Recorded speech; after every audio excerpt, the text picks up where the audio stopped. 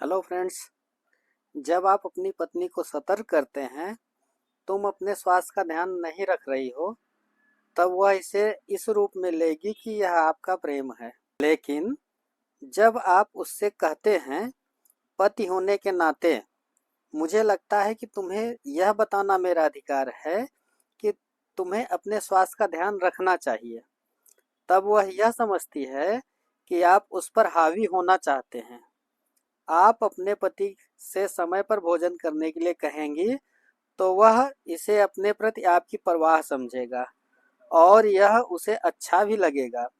लेकिन अगर आप उससे कुछ इस तरह बोलेंगी, काम तो मेरे पिता भी करते हैं लेकिन वे तुम जैसे नहीं हैं, तुम अपना भोजन समय पर क्यों नहीं करते हो, आप देखेंगी कि यह सुनकर उसका मुंह लटक जाएगा। लोग खुद पर कोई लेबल लगाया जाना पसंद नहीं करते।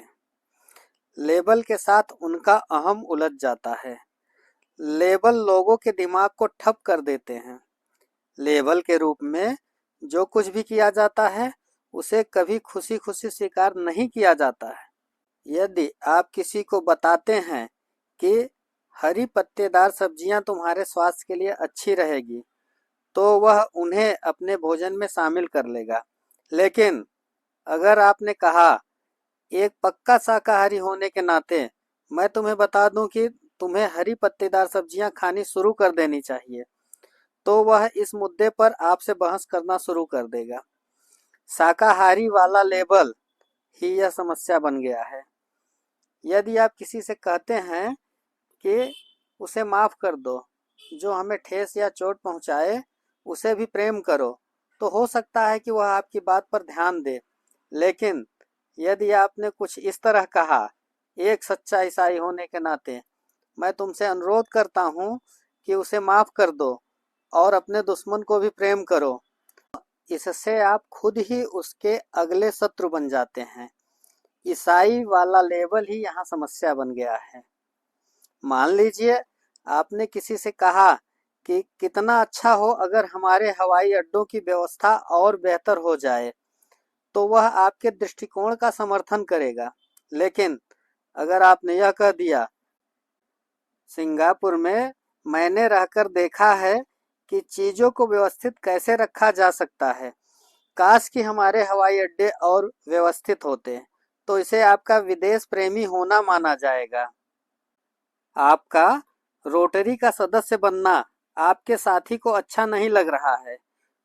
कोई ब्राह्मण विरोधी है तो कोई असम से आए लोगों को विश्वसनीय नहीं मानता है।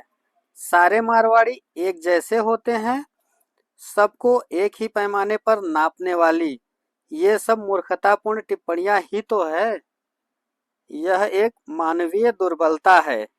किसी लेबल के साथ, किसी उपनाम के साथ जब आपका आमना सामना होता है तो आप खुद को कुछ छोटा महसूस करने लगते हैं।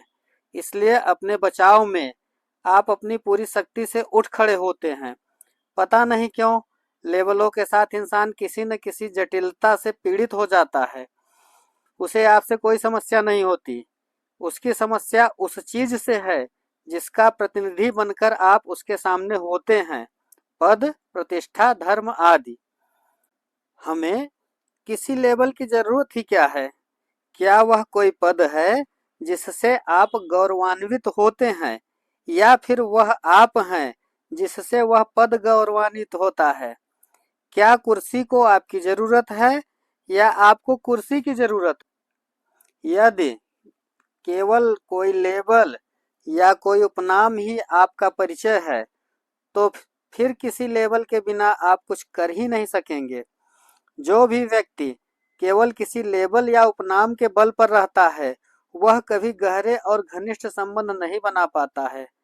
आप यदि एक ऐसे व्यक्ति हैं जिससे उस लेबल का महत्व बढ़ता है, तो फिर आपको उसकी जरूरत ही नहीं है। गहरे और घनिष्ठ संबंधों का शुभारंभ इसी से होता है। गुरुदेव, मुझे अपना शिष्य स्वीकार कीजिए, जिज्ञासु ने आग्रह किया। मुझे बताओ तुम कौन हो? गुरु ने पूछा। रामचंद्र राव, यह तो तुम्हारा नाम है, इसे हटा दो और फिर बताओ कि तुम कौन हो? गुरु ने फिर कहा। मैं एक व्यापारी हूँ, वह तो तुम्हारा व्यवसाय है, उसे हटा दो और फिर बताओ तुम कौन हो। मैं एक पुरुष हूँ, वह तो तुम्हारा लिंग भेद है, उसे हटा दो और फिर बताओ तुम कौन हो। गुरुदेव, इससे आगे मैं नहीं जानता कि मैं कौन हूँ। अब ठीक है। किसी जिज्ञासु की यात्रा का पहला चरण यही होता है। जब आप अपने सारे लेबल हटा देते हैं और विशुद्ध आप ही रह जाते हैं, वही वह चीज की शुरुआत का प्रारंभिक बिंदु होता है। आपका बिजनेस कार्ड पुजारी को तो प्रभावित कर सकता है, लेकिन ईश्वर के आगे यह निरर्थक है।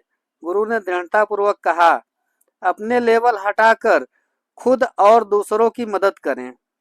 आप अपने आप में पर्याप्त हैं। केवल विशुद्ध आप हर चीज की शुरुआत का प्रारंभिक बिंदु। जब आप जैसे आप हैं अपने आप के लिए पर्याप्त होते हैं, तब आप आजाद होते हैं, आत्मनिर्भर होते हैं। यही है वास्तविक आजादी। धन्यवाद मित्रों।